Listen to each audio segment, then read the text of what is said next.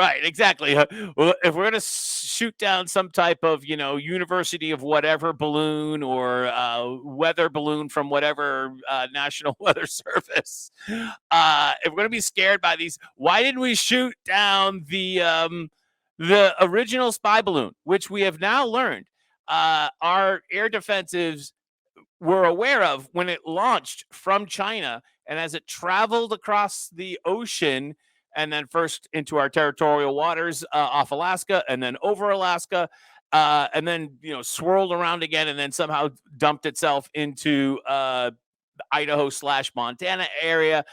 Why didn't we shoot it down then? I don't know if you've ever been to Montana, but especially the eastern part of the state, there's probably not a better place in the United States to shoot down a weather balloon than the eastern United States, eastern Montana. I mean, I don't want to say that there's nothing there, but there could be a couple of cows, and that's about it. I mean, that would have been the place to shoot it down. I know it would have made it a big mess, but better than that than to have it continue to fly across the country. And do more of its monitoring, whatever it did or didn't do. More of Mike Esper here. The actual news that he delivered, saying that there's no indication, John just quoted it, that these objects were related to China's spy balloon program. These 3 objects were most likely balloons tied to private companies. This is the United States of America. That's the president of the United States. Couldn't he make a few phone calls to find who owned the balloons? Yo, and is that your balloon? He's not saying definitively that these are owned by private companies. Yeah, there have been other media reports that people in their administration tried to reach out to other organizations, countries, et cetera. It would be helpful to learn more of that. And again, so we just had the White House spokesperson come on, and she basically said that we can't find out what is in these 3 additional balloons that we shot over the United States, over Lake Huron and Canada, up in the Yukon there, and the other one was up at Prudhoe Bay.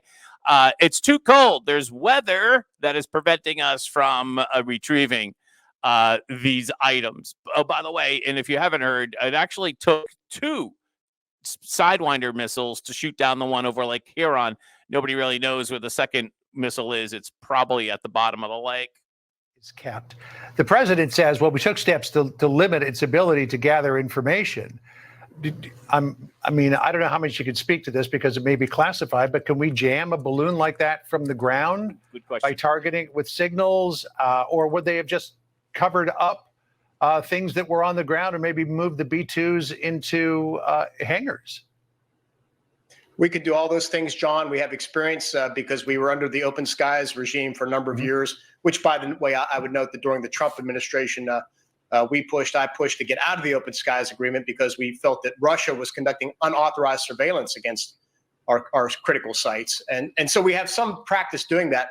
But again, I don't think we know what they gathered. Clearly, they thought it was so important or that they weren't getting enough information from their overhead satellites in space. By the way, talking about Russia, we did just recently have a couple of skirmishes in the air with Russian fighter jets up over was the North Pole, Alaska region. I'm not. I think there was 2 separate skirmishes, so to speak. They're testing us. What they captured and where the gaps are in their own space surveillance. All right. So the president saying a few moments ago, finally breaking what had been quite a long time of silence on all of this, saying, I make no apologies for taking down that balloon. And he further said, Mr. Secretary, I expect to be speaking with China's Xi. So what do you expect from that conversation, and what direction should the president take it? Another reason why he didn't want to take any questions, because he didn't want to be asked anything about the train derailment out in Ohio. Like, let's not take any questions about that. And let's not certainly take any questions whether we're going to fire Pete Buttigieg, as Trump calls him.